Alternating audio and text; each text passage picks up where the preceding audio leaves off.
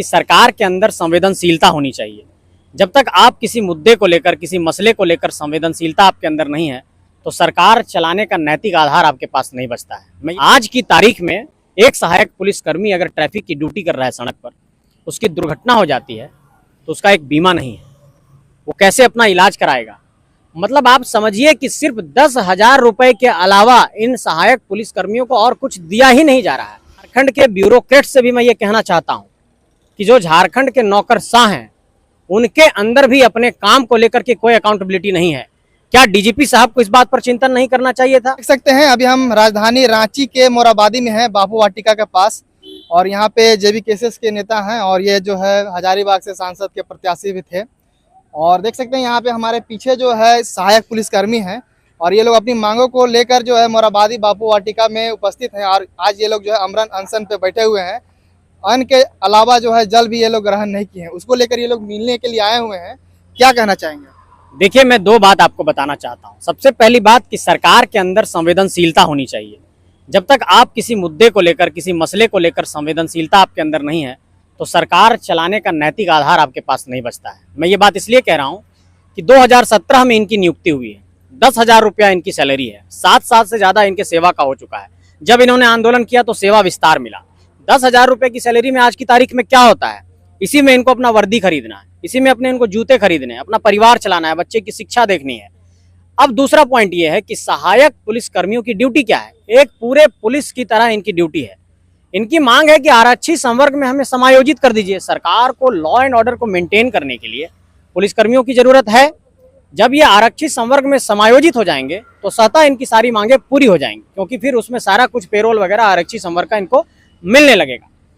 दूसरी बात कि अगर आप आरक्षी संवर्ग में इनको अभी तक समायोजित नहीं कर पा रहे हैं तो इनकी सैलरी को 7 साल से बढ़ाने पर कम से कम चिंतन किया जाना चाहिए था। इनकी सैलरी भी नहीं बढ़ी। और जब इन्होंने पिछली बार आंदोलन किया था तो सेवा विस्तार करके ये कहा गया था कि आगे इस पहलू पर विचार करेंगे। इस पहलू पर भी कोई विचार नहीं हुआ। आज फिर से लगभग हमारे 2500 साथी जो हैं, जिसमें 2200 अभी लगता है मुझे ड्यूटी में है, झारखंड के 2300 अभी आ रहे हैं। हाँ, 2300। तो झारखंड के 12 नक्सल प्रभावित जिलों के ये हमारे सहायक पुलिसकर्मी साथी हैं और ये सभी झारखंडी नौजवान हैं। झारखंड के गरीब गुरबों के बेटा बेटी लोग हैं। महिलाएं भी अपने बच्चों को लेकर के पहुंची हुई हैं। तो सरकार में इतनी संवेदनशीलता तो होनी चाहिए कि कम से कम इनकी बात को सुन लिया जा रहा है। ऐसा नहीं कि सरकार को मालूम नहीं है कि इनकी मांग क्या है। तो हम लोग यही कहने आए हैं कि हम इनके मांग का समर्थन करते हैं। इनकी मांग जायज है, इनकी मांग बिल्कुल वैलिड है। और आप देखिएगा कि जो श्रम कानून है उसमें जो मिनिमम वेज है, न्यूनतम वेतन जो मिलता है, उसके आधार पर भी देखिएगा तो इनको नहीं मिल रहा है। एक मजदूर की तरह मजदूरी भी नहीं मिल रही है। इसलिए इन्होंने कहा है कि हमें आधुनिक तौर पर गिरमिटिया मजदूर बना दिया गया है। अब पुलिस के साथ आप ये सलूक करेंगे तो और लोगों के साथ क्या होगा? ये तो और सुरक्षा प्रदान कर रहे हैं लोगों को, सहायक पुलिसकर्मी है।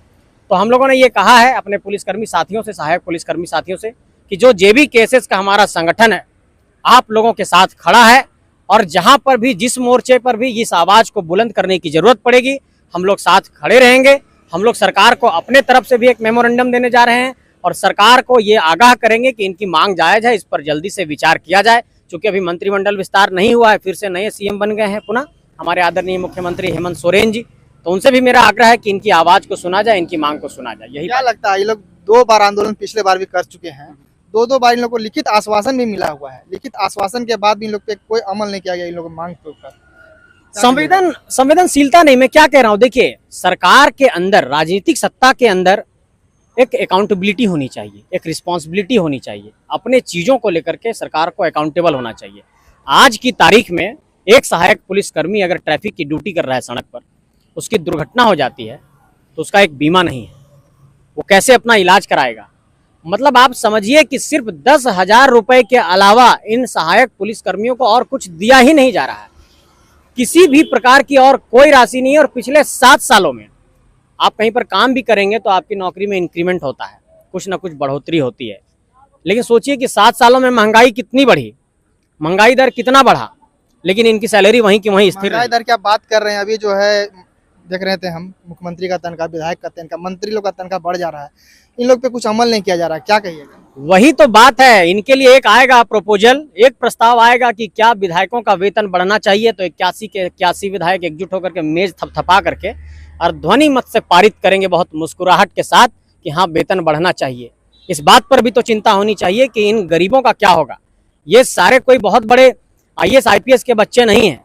और खासकर झारखंड के ब्यूरोक्रेट से भी मैं ये कहना चाहता हूं कि जो झारखंड के नौकरशाह हैं उनके अंदर भी अपने काम को लेकर के कोई अकाउंटेबिलिटी नहीं है।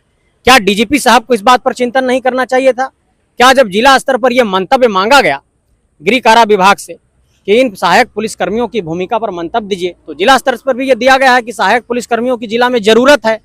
रंका में जब उग्रवादियों से मुठभेड़ हुआ तो ये सहायक पुलिसकर्मी ही जाकर के वहां पर लड़े। तो एक पूरे पुलिस की तरह आप ड्यूटी करा रहे हैं और सैलरी दे रहे हैं 10,000 रुपया। तो ये 10,000 रुपया हम लोगों को स्वीकार नहीं है, इन साथियों को भी स्वीकार नहीं। हम लोग मांग के साथ खड़े हैं और इन लोगों के लिए लड़ेंगे, ये बात कहना चाहते हैं। आप लोग का अगला कदम क्या रहेगा आपकी टीम का और आपके तरफ से? हम लोग सबसे पहले सरकार को एक मेमोरेंडम देंगे और उनको ये वक्त देंगे कि इतने दिनों में आप इस पर कुछ करिए, नहीं तो फिर इन साथियों के साथ हम लोग आंदोलन का रुख अख्तियार करेंगे और इनके आंदोलन में साथ खड़े हो जाएंगे। क्या कुछ दिन बाद विधानसभा चुनाव भी आने वाला है, आचार संहिता से पहले ये इनका काम हो पाएगा? इसी बात को लेकर के चिंता है कि अगर मॉडल कोड ऑफ कंडक्ट के लगने से पहले इस पहलू पर विचार नहीं किया जाता है तो फिर आप जानते हैं चुनाव से 45 दिन पहले आचार संहिता लग जाती है। आचार संहिता में कोई नया काम हो नहीं पाएगा, सरकार कोई नया प्रस्ताव ला नहीं पाएगी। और उसके बाद जो नई सरकार आएगी तो नई सरकार फिर आएगी 29 दिसंबर 2024 के आसपास। फिर पहले कैबिनेट में इनकी ही चर्चा होने लगी, इस बात की भी गारंटी नहीं है। तो फिर ये 2-3 साल परेशान हो जाएंगे और इनकी सेवा अवधि भी अगस्त में समाप्त हो रही है। तो ऐसे में इनके मुद्दे का, समस्या का समाधान अगले 15-20 दिनों के अंदर हो जाना चाहिए ताकि चुनाव से पहले बहुत ऊर्जा के साथ ये लग सके। और सरकार को भी सोचना चाहिए कि 2500 परिवार हैं, तो ये कहीं ना कहीं अगर सरकार लाभ देगी तो ये उससे प्रसन्न नहीं होंगे, तो सरकार को ही इससे फायदा होगा। तो उस पॉइंट ऑफ व्यू से भी सरकार को सोचना चाहिए, यही बात कहना चाहते हैं। तो देख सकते हैं अभी हम फिलहाल जो है बापू वाटिका के पास स्थित हैं और हमारे साथ साथी लोग भी हैं। इन लोगों से भी अभी हम बातचीत किए हुए थे और मेरे लाइव चैनल में आप लोग जाके देख सकते हैं। और ये हमारे साथ जो है जेबी केसेस के हजारीबाग लोकसभा के प्रत्याशी थे संजय जी से भी बातचीत कर रहे थे। ऐसे ही खबरों के लिए मेरे चैनल को लाइक